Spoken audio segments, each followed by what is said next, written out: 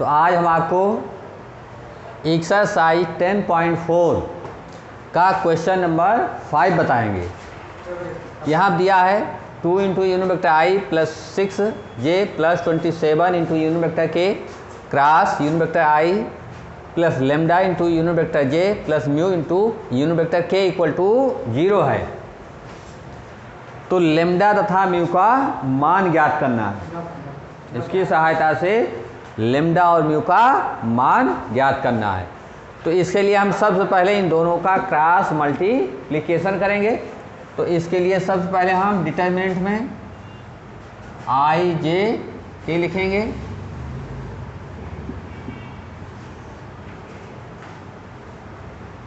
आई जे के, फिर इसके पश्चात हम आई जे के का गुणांक लिखेंगे 2 6 27 2 6 27 1 लेमडा म्यू अब इक्वल टू 0 इक्वल टू इसलिए vector i first row first column काटिए 6 mu minus 27 lambda minus unit vector j second column first row काटिए 2 म्यू माइनस 27 और प्लस यूनिट वेक्टर के, ये आपका फर्स्ट रो कैंसिल होगा और third column 2 lambda minus 6 equal to 0। तो इस तरह से आप देख रहे हैं कि इस सदिश का मान 0 के बराबर है। जब इस सदिश का मान 0 बराबर है तो इसमें आई जे और के प्रत्येक का गुणांक अलग अलग शून्य के बराबर होगा। तो इसलिए पहले हम के का गुणांक 0 बराबर करते हैं। तो इसलिए चूंकि दिया गया सदिश शून्य के बराबर है, क्योंकि दिया गया सदिश शून्य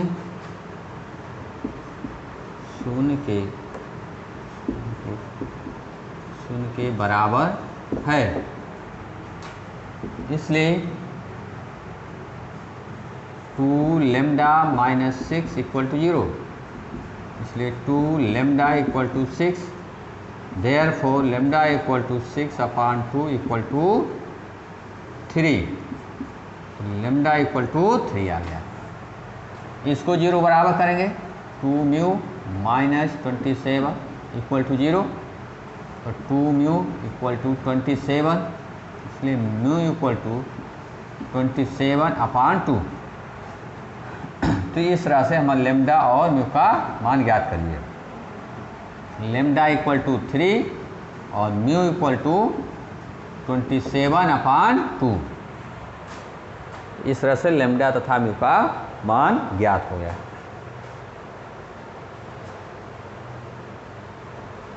अब इसके पश्चात हम क्वेश्चन नंबर 6 पर आते हैं।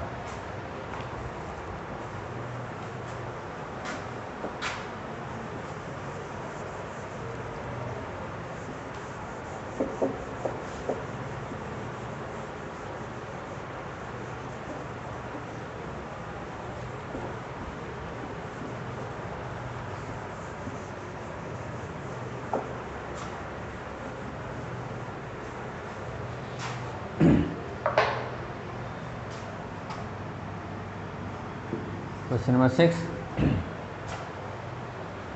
तो क्वेश्चन नंबर 6 में दिया हुआ है कि वेक्टर ए डॉट बी बराबर 0 दिया है।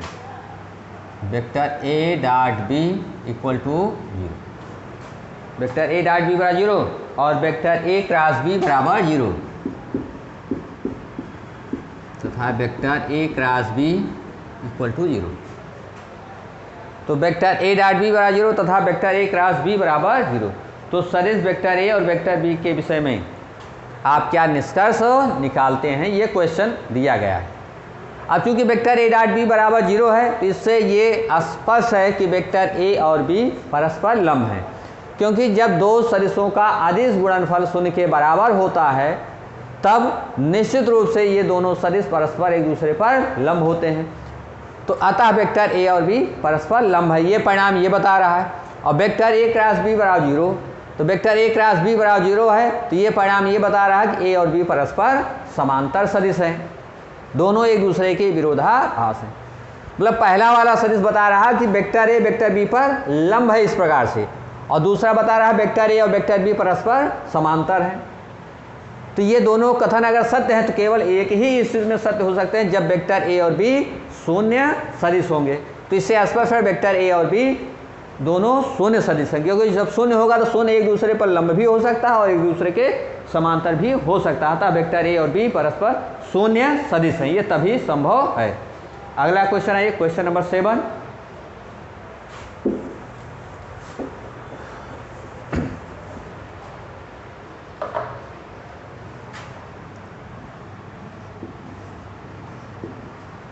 तो क्वेश्चन नंबर 7, मान लीजिए वेक्टर ए बी सी क्रमशः दिए गए हैं। वेक्टर ए इक्वल टू दिया है,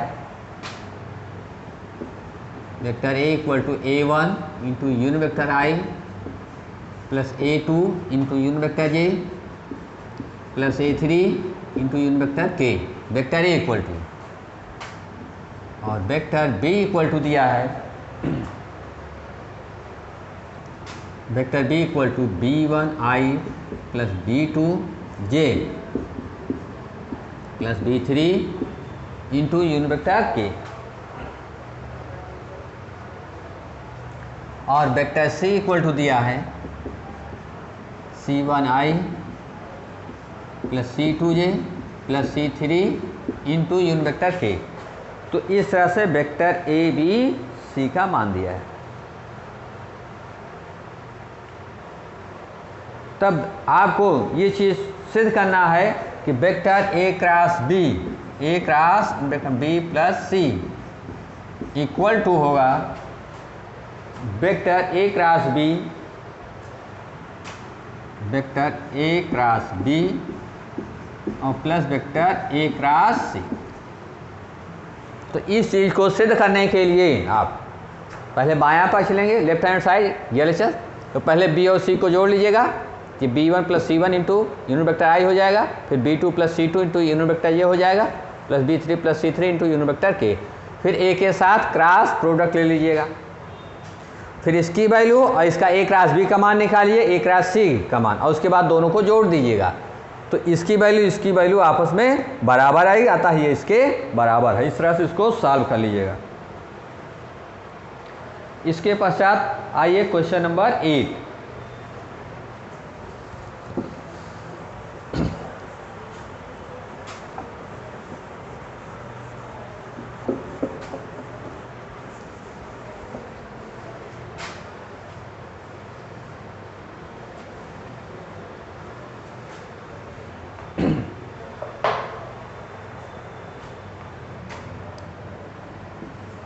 क्वेश्चन नंबर 8 में कह रहा है यदि वेक्टर ए बराबर 0 अथवा बी बराबर 0, यदि वेक्टर ए बराबर 0 अथवा यदि वेक्टर ए बराबर 0 अथवा वेक्टर बी बराबर 0, तब वेक्टर ए क्रॉस बी बराबर 0। वेक्टर ए क्रॉस बी बराबर 0 होता, क्या विलोम सत्य है? देखिए, अगर वेक्टर ए बराबर 0 अथवा वेक्टर बी बराबर 0, तो निश्चित है कि वेक्टर ए क्रॉस बी बराबर 0 होगा। ए और बी का जो सदिश गुणनफल है वो निश्चित शून्य के बराबर होगा, परंतु इसका विलोम कथन सत्य नहीं है। अगर ए क्रॉस बी बराबर 0 है तो कोई ये जरूरी नहीं है कि वेक्टर ए बराबर 0 अथवा वेक्टर बी बराबर 0। वेक्टर ए क्रॉस बी बराबर अगर 0 है तब वेक्टर ए और बी परस्पर समांतर सदिश होते हैं। जब वेक्टर ए और बी परस्पर समांतर सदिश होते हैं तब भी वेक्टर ए क्रॉस बी बराबर 0, अतः इसका विलोम कथन सत्य नहीं है। इसके पश्चात आगे चलिए क्वेश्चन नंबर 10।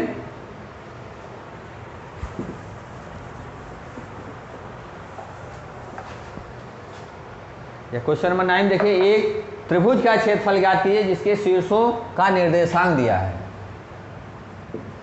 क्वेश्चन नंबर 9, त्रिभुज, एक त्रिभुज है ABC, तो इसके शीर्षों का निर्देशांक है, शीर्ष A का निर्देशांक है 1 1 2 और शीर्ष B का निर्देशांक दिया है 2 3 5 और शीर्ष C का निर्देशांक दिया है 1 5 5। तो इस त्रिभुज ABC के तीनों शीर्षों का निर्देशांक दिया है, तो इसकी सहायता से त्रिभुज ABC का क्षेत्रफल ज्ञात करना है। तो चूंकि शीर्षों का निर्देशांक दिया है तो इसकी सहायता से शीर्षों का आप इससे सदिश ज्ञात कर लीजिए। तो इसलिए वेक्टर OA इक्वल टू होगा, vector OA equal to 1i plus 1j plus 2k और वेक्टर OB इक्वल टू होगा 2i plus 3j plus 5k और वेक्टर OC इक्वल टू होगा 1i प्लस 5j और प्लस 5k। तो इस तरह से शीर्षों का इससे सदिश ज्ञात हो गया। अब जब शीर्षों का इससे सदिश ज्ञात हो गया तो इसकी सहायता से आप भुजाओं का सदिश ज्ञात कर लीजिए, दो क्रमागत भुजाओं का सदिश, अर्थात वेक्टर BA ज्ञात कर लीजिए। तो वेक्टर BA बराबर होगा vector OA minus OB। OA में से OB को माइनस कर दीजिए, ये 1i माइनस 2i तो माइनस i आएगा, minus i 1j minus 3j minus 2j 2k minus 5k minus 3k आएगा वेक्टर BA। और वेक्टर BC, तो वेक्टर BC बराबर होगा vector OC minus OB। OC में से OB माइनस कर दीजिए, 1i माइनस i आएगा, minus i OC minus OB 5j plus 2j 5k minus 5 plus 0 into k। फिर इसके बाद BA क्रॉस BC का मान निकाल लीजिएगा, BA और BC का क्रॉस मल्टीप्लिकेशन। फिर इसके बाद त्रिभुज ABC का क्षेत्रफल, इसलिए त्रिभुज ABC का क्षेत्रफल बराबर होगा 1/2 mod of vector BA cross BC, क्योंकि ये दो सदिशों के सदिश गुणनफल में हम आपको पहले बता चुके हैं कि यदि वेक्टर A और B दो क्रमागत भुजाओं के सदिश दिए गए हों तब त्रिभुज ABC का क्षेत्रफल होता है 1/2 mod of vector A cross B। तो हम 1/2 mod of vector BA cross BC, B और BC क्रॉस प्रोडक्ट करके उसका मान निकाल के आधा कर दीजिएगा, तो इस प्रकार से त्रिभुज ABC का क्षेत्रफल आ जाएगा। ठीक इसी प्रकार से क्वेश्चन नंबर 10 में समांतर चतुर्भुज का क्षेत्रफल ज्ञात करना है।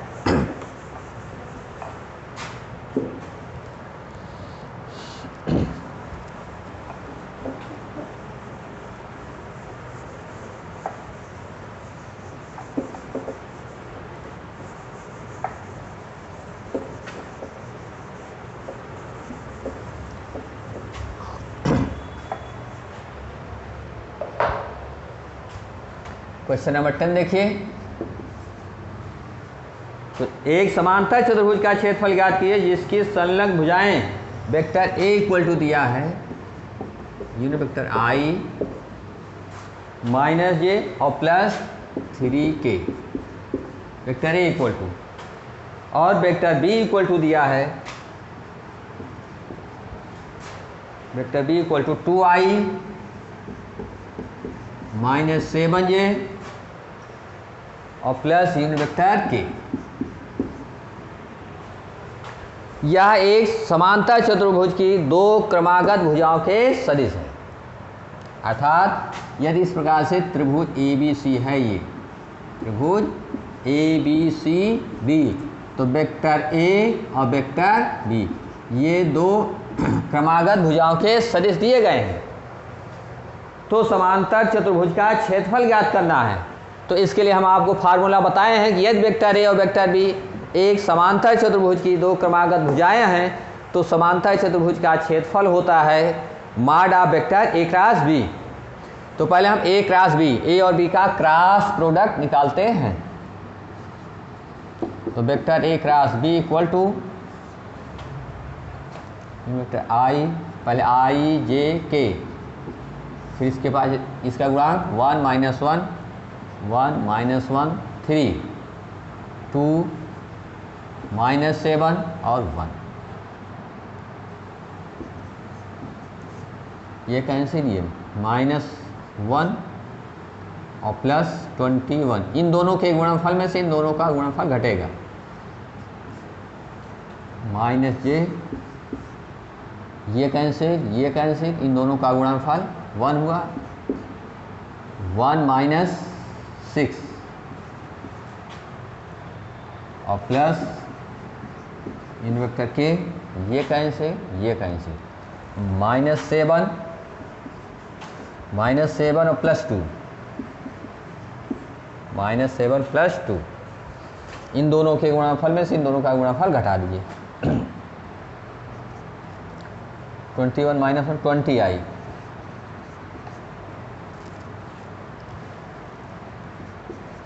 +5j -5j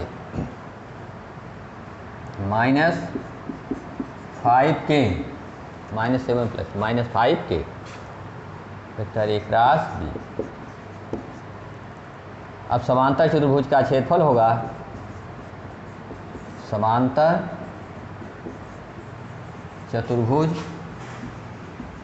का क्षेत्रफल बराबर mod of vector A cross B का मापांक ज्ञात कर लीजिए, बराबर √20 का स्क्वायर और +5 का स्क्वायर और +-5 का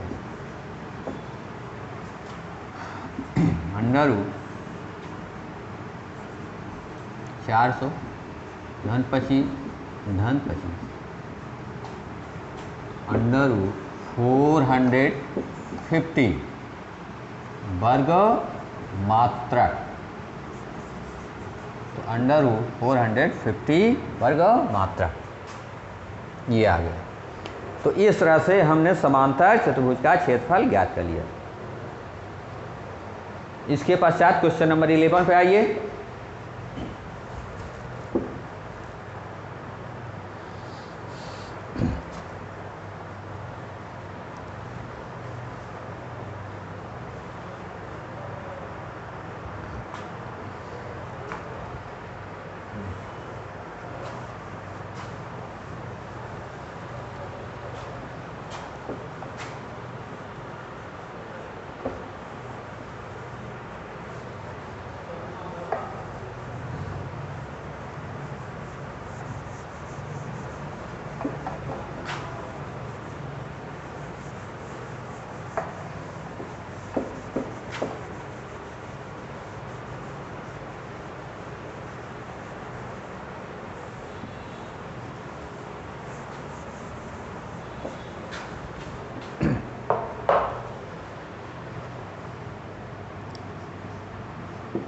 देखिए क्वेश्चन नंबर 11। तो कह रहा मान लीजिए वेक्टर ए और बी इस प्रकार है कि मॉड ऑफ वेक्टर ए = 3 दिया है, मॉड ऑफ वेक्टर ए = 3 और मॉड ऑफ वेक्टर बी √2/3 दिया है। तब वेक्टर ए क्रॉस बी एक मात्रक सदिश है यदि वेक्टर ए और बी के बीच का कोण है।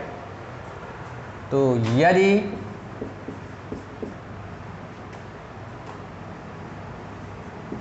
वेक्टर ए क्रॉस बी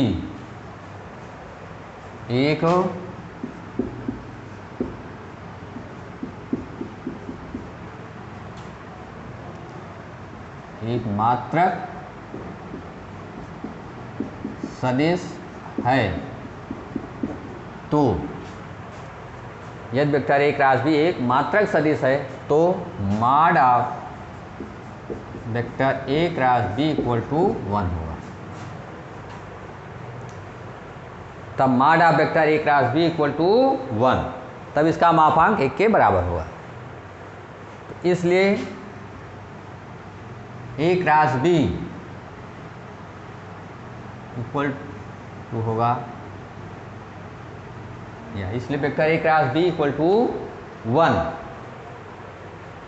इसका मापांक 1 के बराबर होगा। तो इसलिए vector A cross B equal to 1। तो A cross B mod of vector A into mod of vector B into sine theta equal to 1, इसका मान दिया है। Mod of vector A equal to 3 into mod of vector B equal to √2/3 into sine theta equal to 1। 3 से 3 cancel, तो √2 into sine theta equal to 1। तो sign theta equal to होगा 1/√2। तो इसलिए साइन थीटा इक्वल टू होगा, theta equal to sign π/4, इसलिए theta equal to π/4 आएगा। Theta equal to π/4, अतः विकल्प बी सही है। इस तरह लिखिएगा, बहु विकल्पी क्वेश्चन है, इसमें विकल्प भी लिखिए, अतः विकल्प इस तरह, अतः विकल्प बी π/4 कामा सही है। ये चीज़ ध्यान दीजिएगा, बहुविकल्पी प्रश्न को सॉल्व करते हुए सही विकल्प भी लिखे, और जो दिया गया ये भी, यही क्वेश्चन में भी दिया है। बहुत से बच्चे ये गलती करते हैं, इस पर ध्यान दीजिएगा, केवल ये लिख देते हैं विकल्प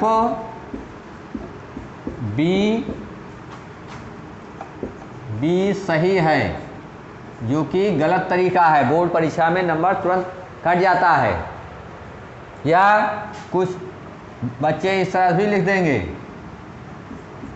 विकल्प 2 सही है,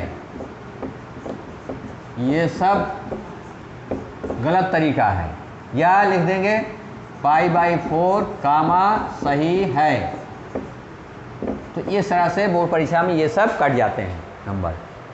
तो इतना ध्यान दीजिएगा कि आप इसमें बहुविकल्पी क्वेश्चन विकल्प भी लिखिए, और जो आंसर है उसको भी लिखिएगा। अतः विकल्प बी π/4 कामा सही है, जैसा कि बुक में दिया गया है। ये चीज़ ध्यान दीजिएगा, तभी पूरा नंबर मिलेगा।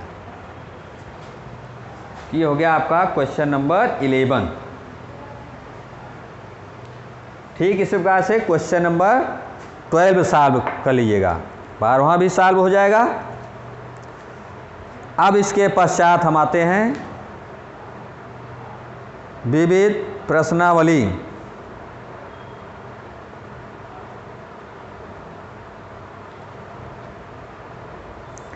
तो विविध प्रश्नावली के पहले कुछ महत्वपूर्ण चीज़ें और ध्यान समझ लीजिए क्या है।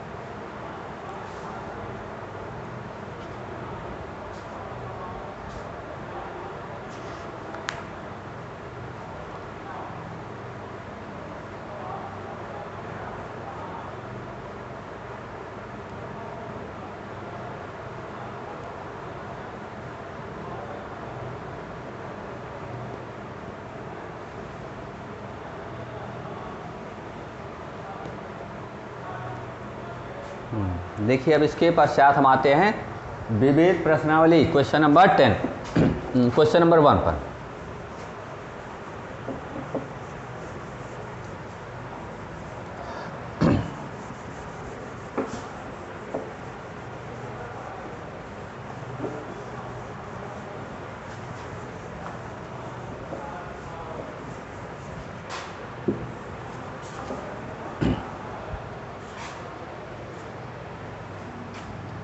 विविध प्रश्नावली।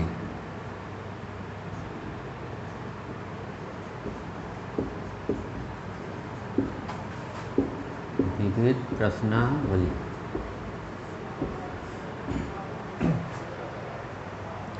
Question number 1। तो पहले क्वेश्चन का है क्वेश्चन 1 में कि XY तल में X अक्ष XY तल है ये,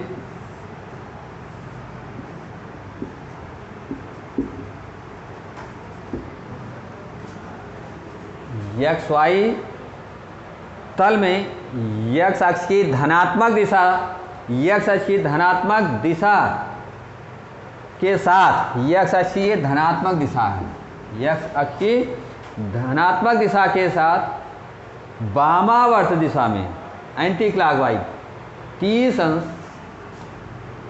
वामावर्त दिशा में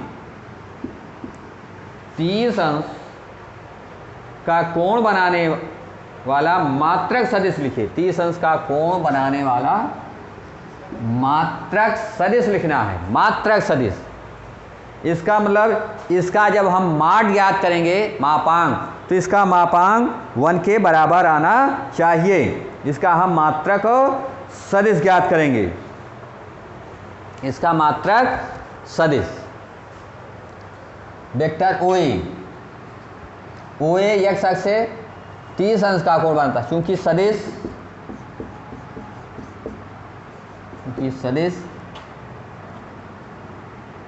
OA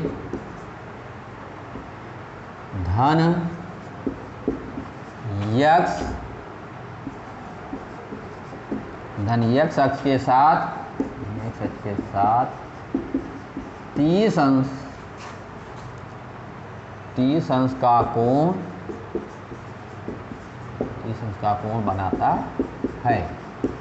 इसलिए दिक्कोजिया, इसलिए L equal to cos alpha equal to cos 30 अंश इक्वल टू होगा √3/2।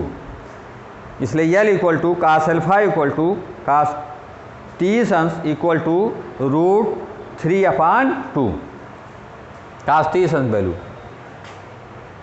इस सदिश की दिक कोजिया ज्ञात कर लिए, डायरेक्शन कोसाइंस। तो direction cosines L equal to cos alpha equal to cos 30 अंश इक्वल टू √3/2 और m बराबर कास बीटा, m बराबर कास बीटा बराबर कास